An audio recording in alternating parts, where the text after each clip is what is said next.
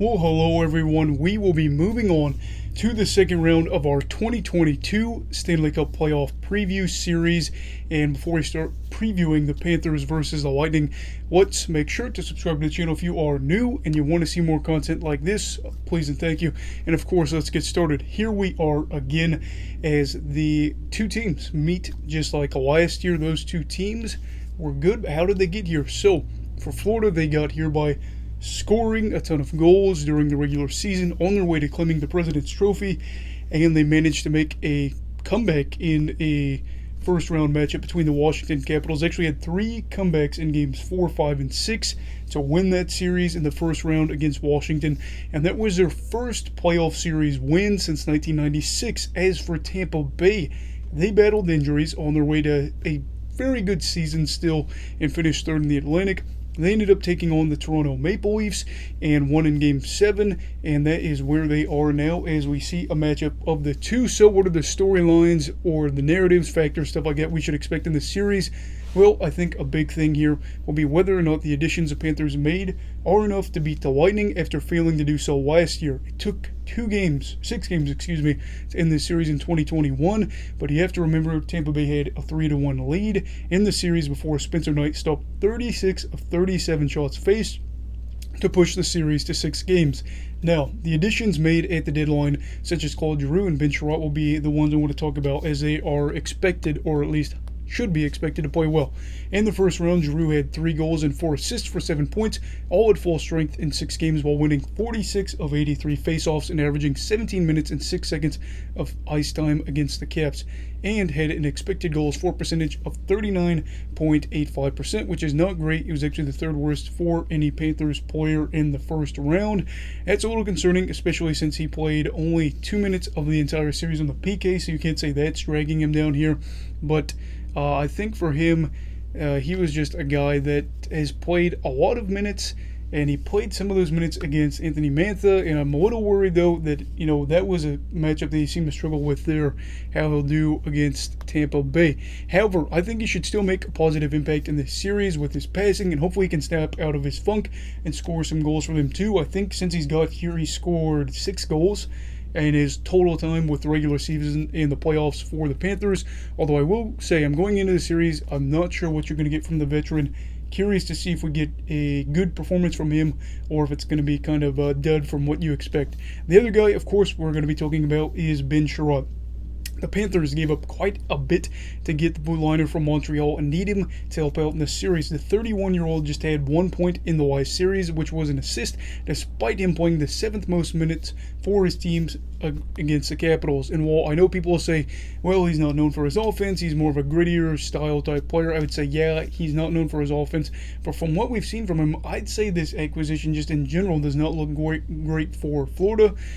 Plus, he's just kind of been bailed out with Sergei Bobrovsky posting a .946 save percentage when Chiarot's out on the ice, and had the 4th highest offensive zone start percentage for his team in the first round. We'll have to see how he plays in this round. But at the time, I think a lot of us were kind of in disbelief about what the Panthers were giving up to get him. And at the end of the day, I say that in this round, I'd really just expect him to play 5-on-5 minutes, spent 92% of his time on the ice at 5-on-5 against Washington in the first series. If could work out for Florida, who knows? We'll have to see, since they've got other options they can throw out in different situations. But they need him to play well because they're trying to bolster this title push. They traded quite a bit to get him. They just need something better. As for other stories, a big one here is going to be whether or not Brayden Point will be healthy.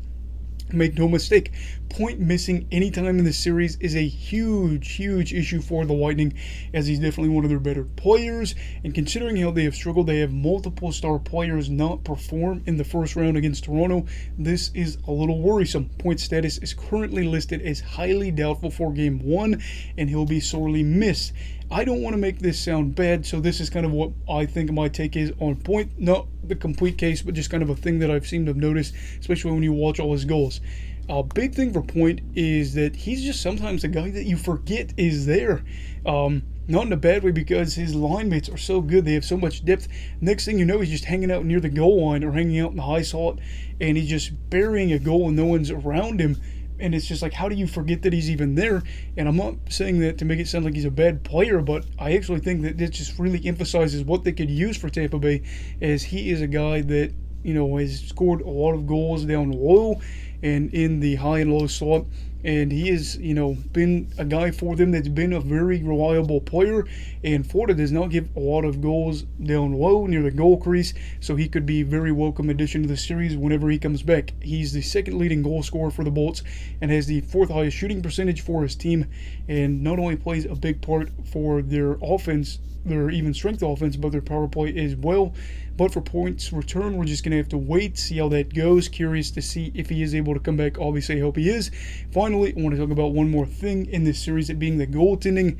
Last year, we would have talked about Sergei Bobrovsky struggling again and Andrei Vasilevsky being a favorite for the Vezina. However, it's been a really weird year in a lot of ways, as Bob's managed to have a nice little bounce-back season before having a little bit of a rougher time in the playoffs, whereas Vasi has looked kind of off at points in this regular season as well, but the playoff matchup against Toronto did not go his way, and he just kind of looked off there from what we expect from him. He's not putting up the stats we expect from him. This definitely will be a storyline and a factor here in the series, especially for the Lightning. Florida's got a ton of scoring depth, and John Cooper has got a roster that's peppered with a lot of good defensive players, but they're still dealing with a team that can put up a lot of shots and a lot of goals. They are able to really just lay it on you pretty quick and early. So if Vasilevsky can't regain his form, then the Lightning are in some serious trouble, as they won't have a reliable backup Tendy suited to handle what Florida can bring to the table. Boy, I said that sentence 3 times fast. Anyway, Florida's a little different in the fact that they've got Spencer Knight as their backup, and Florida as, if Bob flounders a little bit, you could throw Spencer Knight up there. Again, he did have that really good Game 5 performance last year. Is Knight going to bring his shining armor if needed? Tough to say, but we're going to have to be talking about the ability for Florida to rotate goalies if they win this series, and whereas Tampa probably won't have the ability to do so. So that's going to be a big storyline there, because, I think that's a thing.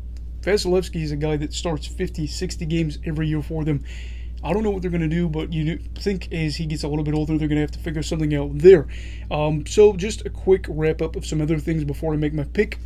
Florida, 0 for 18 on the man advantage in round 1. That's a concern. They also allowed 7 goals and 24 opportunities against or on the PK, and we'll have to turn it around if they want to have the edge on special teams, where Tampa Bay is no slouch either.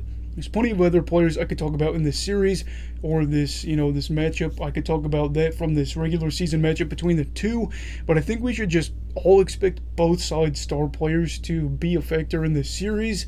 And I think that, both teams have plenty of guys, Barkov, Huberdeau, etc. For them, the Lightning have so many good players, and I think we should expect them to do well. As for the regular season series, there were a few games that were blowouts, and then I know that Elliott and Vasilevsky weren't in net for one of those games, so I feel like the regular season series wouldn't be crazy to talk about.